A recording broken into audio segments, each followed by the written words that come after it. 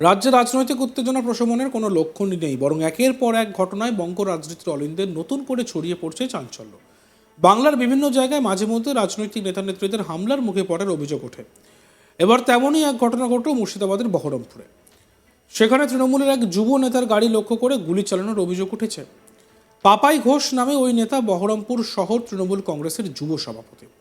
অভিযোগ, রাতে বাড়ি ফেরার সময় বহরমপুরের রিং রোড এলাকায় পাপাই ঘোষের গাড়ি লক্ষ্য করে গুলি চালায় কেউ বা কারা। অল্পের জন্য রক্ষা পান পাপাই, তবে তার গাড়ির কাঁচ ভেঙে যায়। আর এই ঘটনাকে কেন্দ্র করে খুব স্বাভাবিকভাবেই তীব্র চাঞ্চল্য ছড়িয়েছে এলাকায়।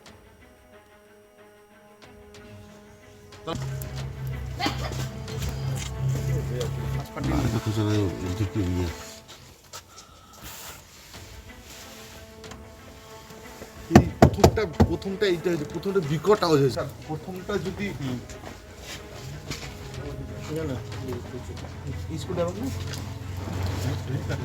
নিবো নিবো নিবো নিবো নিবো।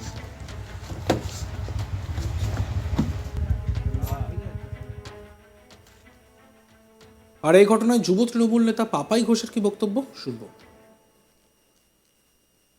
আমি আমার পার্কের মাঠের ওখানে একটা বাড়ি আছে, আমার ওই বাড়িটা থেকে আমি বেরিয়ে আমার ওই লোটন আছে, আর ওখানে বাড়ি নামিয়ে দিয়ে বাড়ি যাই। তো লোটনকে বললাম যে আজকে কেউ নাই, লোটন বলে যতকে বাড়ি নামিয়ে দিচ্ছি।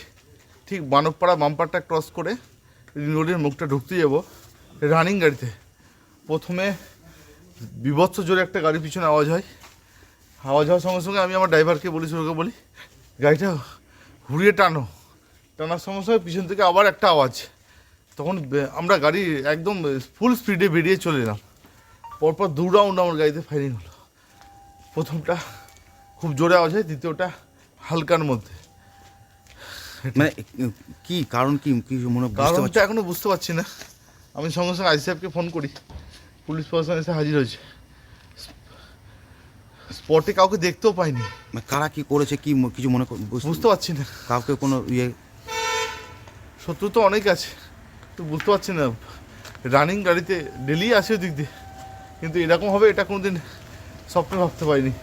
এলাকায় আমাদের, আমি সকালবেলা এমনিতেও বাইক নিয়ে এলাকায় ঘুরে বেড়াই, কিন্তু গাড়িতে 4 চাকাতে এরকম হবে রাত্রেবেলায়, এটা ধরছড় বাইরে।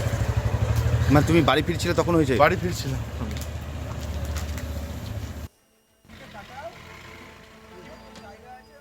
আগামী 2026 সালে রাজ্যে হতে চলেছে বিধানসভা নির্বাচন, আর তার আগে এই ঘটনার মধ্যে দিয়ে যে কোনো রকমভাবে তাকে ভয় দেখানোর চেষ্টা থাকতে পারে বলেই মনে করছেন পাপাই। যদিও বিরোধীদের দাবি এই ঘটনার নেপথ্যে রয়েছে তৃণমূলের গোষ্ঠী কোন্দল, তবে গোষ্ঠী কোন্দলের তত্ত্ব নানতে নারাজ পাপাই ঘোষ। তিনি আরও কি বলেছেন শুনবো। উদ্দেশ্য দেখো, আমরা তো ফুল টাইম রাজনীতিটা করি। আমি বহরমপুর শহর তৃণমূল যুব কংগ্রেসের দীর্ঘদিনের দায়িত্বে আছি। এই এলাকায় কন্টেস্ট ক্যান্ডিডেট ছিলাম তৃণমূল কংগ্রেসের। আমার মিসেস ঠিক রাস্তার ওপারটাই মনীন্দ্রনগর পঞ্চায়েত করছে, মনীন্দ্রনগর পঞ্চায়েতের প্রধান আছে। সামনে বিধানসভা ইলেকশন, মনে হচ্ছে রাজনীতির কারণেই, হয় আমাকে ভয় দেখার কারণে কিংবা চেষ্টায় এই ঘটনা ঘটিয়েছে। বিরোধীরা বলছে যে এটা তো নিজেদের গোষ্ঠীদ্বন্দ্বের কারণ। না না, আমাদের বহরমপুরে তৃণমূলের কোনো গোষ্ঠীদ্বন্দ্ব নাই।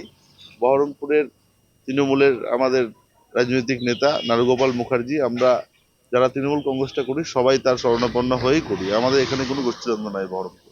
নেতৃত্বকে জানিয়েছেন বিষয়টা? একদম নেতৃত্বকে জানিয়েছি, পুলিশ চাইছেন? প্রশাসনকে জানিয়েছি। পুলিশ তদন্ত করুক এবং যারা এই ঘটনা ঘটিয়েছে কি বা কি কারণে করিয়েছে সেটা জানার প্রয়োজন আছে। পুলিশে অভিযোগ করেছেন? হ্যাঁ, পুলিশে অভিযোগ করেছি, পুলিশ আমার গাড়িতে সিজ করে নিয়ে গেছে। আর এ বিষয়ে আমাদের প্রতিনিধি গোপাল ঠাকুরের একটি প্রতিবেদন আমরা দেখব। গভীর রাতে বহরমপুর শহরের তৃণমূল কংগ্রেসের যুব নেতা পাপাই ঘোষ, তিনি তার বিভিন্ন যাবতীয় কাজকর্ম সেরে বাড়ি ফিরছিলেন। সেই মতো অবস্থায় তার বাড়ির কাছাকাছি বহরমপুর কাশিমবাজার সংলগ্ন রিং রোড এলাকায় তাকে লক্ষ্য করে দুষ্কৃতীরা 2 রাউন্ড ছোড়ে এবং এরপরে রীতিমতো এই ঘটনার পরে রীতিমতো এলাকায় ব্যাপক চাঞ্চল্য ছড়ায়। এবং এই যে পাপাই ঘোষ দীর্ঘদিন ধরে বহরমপুরে পৌরসভার 4 নম্বর ওয়ার্ডের বিভিন্ন এলাকার রাজনীতি করছেন এবং তিনি অত্যন্ত তার সম্বন্ধে বলা যায় যে বহরমপুর পৌরসভার চেয়ারম্যান নারুগোপাল মুখার্জির অত্যন্ত কাছের এবং প্রিয়, এবং তাদের ঘনিষ্ঠ সম্পর্ক রয়েছে রাজনৈতিকভাবে। এখানে দেখা যাচ্ছে যে এই যে পাপাই ঘোষ, যিনি বহরমপুর তৃণমূল যুব কংগ্রেসের, বহরমপুর শহরের তৃণমূলের যুব কংগ্রেসের সভাপতি রয়েছেন, সেই পাপাই ঘোষের স্ত্রীও বহরমপুর সংলগ্ন একটি মনীন্দ্রনগর গ্রাম পঞ্চায়েতের বর্তমানে প্রধান রয়েছেন। আর এই পাপাই ঘোষকে লক্ষ্য করে গতকাল রাত্রে যে দুষ্কৃতীরা তার গাড়ি লক্ষ্য করে রীতিমতো চালিয়েছেন, সেই ঘটনার ব্যাপক উত্তেজনা তৈরি হয়েছে এই রিং রোড এলাকায়। পাপাই ঘোষকে লক্ষ্য করে যে দুষ্কৃতীরা চালায়, এই ঘটনার খবর পেয়ে বহরমপুর থানার পুলিশ ঘটনাস্থলে পৌঁছায় এবং পুরো বিষয়টি খতিয়ে দেখে। সেখানে দেখা যায় যে সেই পাপাই ঘোষের গাড়ি লক্ষ্য করে যে 2 রাউন্ড চালানো হয়েছিল, সেই 2 রাউন্ডগুলো রীতিমতো তার গাড়ির পেছনের দিকে লাগে এবং একটি পেছনের কাঁচ ভেঙে যায় এবং গাড়ির যে স্করপিও গাড়ি ছিল, সেই গাড়িটির ওপরের ডান দিকের একটি উইন্ডোর পাশে চিহ্ন পাওয়া যায়, যেখানে খুব তীক্ষ্ণভাবে খুব কাছাকাছি অংশ থেকে এসে সেই জায়গাটাকে ক্ষত করে। এবং যদিও এই ঘটনায় কোনো হতাহত হয়নি বা পাপাই ঘোষের সাথে থাকা কোনো ব্যক্তি বা যুবকের কোনো ক্ষতিগ্রস্ত হয়নি বলে ইতিমধ্যেই জানায়, তবে এই ঘটনা রীতিমতো গত শনিবার গভীর রাতে ঘটার ফলে রীতিমতো আতঙ্কিত পাপাই ঘোষ এবং পরবর্তী ক্ষেত্রে তিনি সংবাদ মাধ্যমের মুখোমুখি হয়েছেন গতকাল রাত্রে এবং তিনি জানিয়েছেন যে কারা বা কে এইভাবে আক্রমণ করলো সেটাতে তিনি আতঙ্কিত হয়ে পড়েছেন এবং বুঝে উঠতে পারছেন না কিভাবে তার উপরে আক্রমণ। যদিও ঘটনাস্থলে তৎক্ষণাৎ খবর পেয়ে বহরমপুর থানার পুলিশ পৌঁছায় এবং পুরো বিষয়টি তদন্ত করে দেখছে এবং ঘটনাস্থলে খতিয়ে দেখেছেন গতকাল রাত্রে বহরমপুর থানার পুলিশ।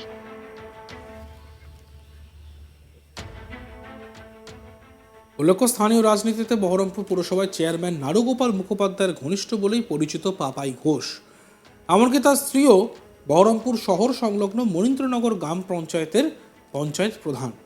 তাই খুব স্বাভাবিকভাবেই এই ঘটনাকে কেন্দ্র করে তীব্র চাঞ্চল্য ছড়িয়েছে এলাকায়। এই প্রথমটা এইটা হয়েছে, প্রথমটা বিকট আওয়াজ হয়েছে। প্রথমটা যদি